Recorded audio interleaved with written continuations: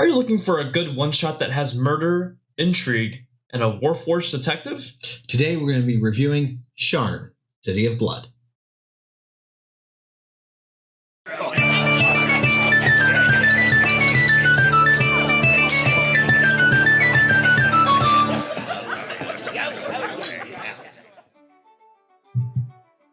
Welcome to the Homebrew Crew. I'm Tony, this is Sean, and today we are going over Sharn City of Blood. Yes, very interesting adventure. Again, if you kind of got from the intro, it's kind of this noir mystery kind of adventure that you're going to be running. A lot of Eberron stuff. The cover really gets beautiful. Yeah, and to be fair, I think the cover really kind of like, oh, we got to check that out. Like, I know, it's right? hard to not check it out. So. Now, I ran this twice with two different groups, and we had a great time both times. Mm-hmm. It's kind of an interesting murder mystery. It's an Eberron setting, but you can kind of put it in other settings if you wanted to. Yeah. It's not really that hard to just kind of plop it into, other places. Yeah, well. and I noticed it actually kind of really fits in as like a mid-adventure if you are running Eberron. But honestly, the way that it's kind of written now, and the fact that it already is kind of a noir thing, it is like typical D&D stuff. You can kind of fit it into your campaign in some way or form. So yeah, I think for me, what it was we because we had this campaign going, and it's long and this when everyone's invested in their characters and all that kind of stuff, and we just needed that little break in between. Yes. Like you needed to do something a little bit different with it. So running this one shot was kind of like that breath of fresh air between the whole thing, and it was really, really cool. My players had fun. It was challenging, it was interesting, and we kind of want to go a little bit into what exactly is in it, but we don't want to spoil anything, but we're going to. Yeah, I know a little bit, and it is important to note that when we talk about the different pillars about D&D, obviously social, exploration, and combat, the real star of this one shot is really going to be the exploration and the social. Yeah, it actually relies on the players solving the crime itself. So whereas normally you got your murder hobos or whatever, and they go through and they slice and they kill everything. This was really something that challenged the players at the table, not so much the characters. Like, yes, there are roles involved in what you find out, but at least my players figured out how things went as they went along and didn't really have to rely on roles. They still had a great time doing it. Yeah, and considering that this one shot is pretty story heavy, and it is, again, like a kind of typical mystery, I would recommend for any DM that's planning to run this to do maybe a little bit of extra prep work. I know there are some one shots where you can kind of run in and run a dungeon, run a combat, whatever. It's really going to be beneficial for you to kind of know the characters, know the secrets and the plot twists that are very heavy in this one shot. And you're going to have a much better time because it even, thankfully, does have a couple of notes in case a player might find something out early, or if they don't find something out, again, because the mystery can go in kind of a couple different ways. You know what I really like about it is as they created this thing, they actually gave you little boxes on how to roleplay some of the characters. Yeah. The main character in there, that Seal-Eyed Dixon. Oh, he's great. Your sleuth, your detective with it. It's really great. You get that transatlantic accent that's in there, and it's... Even the way that they wrote him in this, the things that you say as him are just perfect. Like, they're absolutely perfect, spot on. Yeah. And that does kind of go into some of the characters that you'll be kind of playing here. I think for sure the detective definitely takes kind of a central role to this. So if you are able to kind of bring that out as you're adventuring, it would be very helpful. And he has a couple different things that he can do. Like, you can even mention how he can even go solve a bit of another part of the mystery if you want to save a little bit of time. He can offer help in certain skill checks or offer advice in case they get stuck. So he's actually a really great NPC to kind of have throughout the entirety of the adventure. And it was really cool. The one thing I really liked about this, and I added a few things into here. So I didn't do this originally as an Eberron setting. Right, yeah. I did this, we're playing in Theros right now. So, we turned him from a warforged into a stone kind of golem kind of guy, but it worked just as well. My players really loved that, and I threw some other characters in there. I thought it was kind of cool, the jewelry shop owner that's in there. I was able to really play with that as a gnome. I threw a femme fatale in there. Oh, of course. Well. I mean, you have to. It was an interesting thing, and it was great to throw that little bit of flirting in with some of the characters too, especially as me as the DM.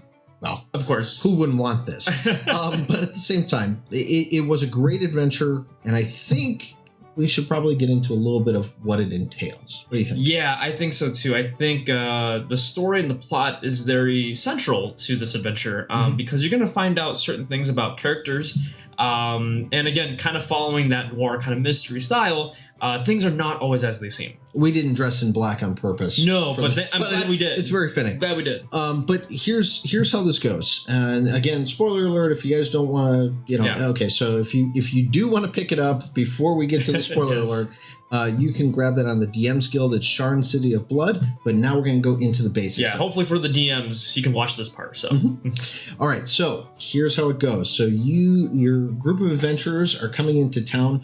They could either know the actual detective that's there, or he could just be looking for adventurers to help him with a particular murder. They give you so many good adventure hooks, by the way. I just wanted to mention that real quick. Very cool. Yeah, each one it's a little bit different for each one, yeah. And then you're like, okay, well, I can use this one in my. There's campaign. one for everybody. It worked out great.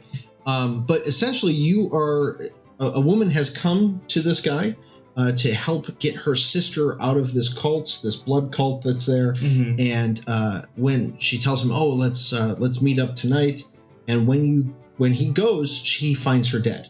So the whole thing is actually solving her murder, and you're finding also there's a little trifecta of people that are in cahoots. You actually find out about what's really happening with the blood cult. I was going to ask really quick, when you were kind of like preparing for the session, did you feel like you have to like run through the story a couple times to kind of like make sure? I had to draw it out. Yeah, right. I'm sure. Because, because I kept getting confused, going, but it's this and there's that.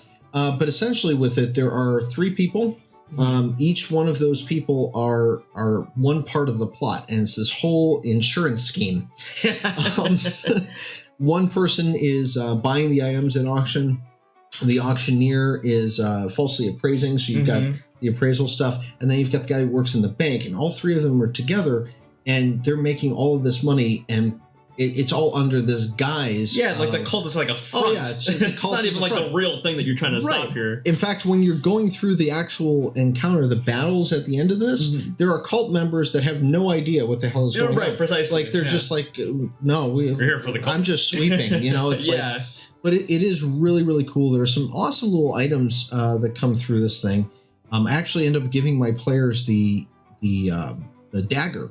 The murder weapon. And that weapon's pretty interesting. It has like a neat little feature that it does. Yeah, and it's not really good for any assassin. True. but it's great for faking your own death. Essentially with it, you kill somebody with it. Yeah. And it turns the corpse into an exact duplicate of the person that killed them. Yeah. So I thought it was hilarious. But now, it's something that the rogues in my party are enjoying. They like this thing. Oh, good. It's almost like a calling card for them to have another character. That one guy that just I was going to ask, because again, like I mentioned earlier, I think the star of this session is really going to be the exploration, the problem solving. How did the dungeon go? I kind of looked at the map a little bit. I haven't run it myself, obviously, but how did it went go? A little quick. Okay. Honestly, with it, there's a lot of rooms in the dungeon that aren't necessarily combat oriented. Sure. With that. But depending on how the players throw that in and what they end up interacting with, like there's one where there's 2 people sitting down at a table and they really don't pay you any mind, right? Okay. I had them playing cards, and it was a great, perfect thing for someone that was a gambler in my party to actually get in and start playing and get information out of them. So it was kind of cool in that regard. I did find that most of the time my players would find the hidden cachet of the bearer bonds before they were supposed to. But it worked out fine because all I did was throw the girl that you're rescuing in there. I just kind of tailored that to be, I think the storage room is a safe place to be, that kind of thing. Later on they came back and she's rummaging through things trying to find the bonds, and that kind of like reveals the whole story on that. Okay. But it was a lot of fun. Each of the bad guys at the end of this, the group, the 4 of them, was a fun battle to run. And the big anvil that's there is this huge anvil that they touch and they can disappear and shoot fire from and shoot fake fire from, which is even more fun because you scare the heck out of your players. Yeah, of course. But it really was a great campaign. It was something that we loved. And you know, kind of judging from like the other two, you know, the fact that you ran this twice and the feedback was really good.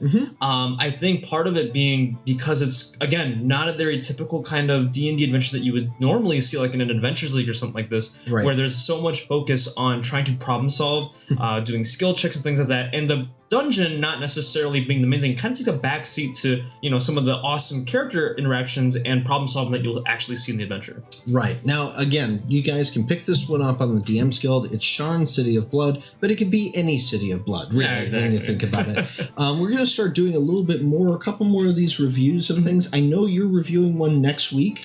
Yeah, so I'm really excited. And as this was actually kind of topping some of the charts on DM's Guild, we're going to be reviewing Dino World, which is a very, very cool Jurassic Park themed adventure. If you want to check that out, make sure you subscribe down below and hit the bell. You're going to actually get a notification as soon as you get another video up when we review an adventure like that. Right. And remember, the best campaigns are always the ones that are homebrewed. So until next time, keep brewing.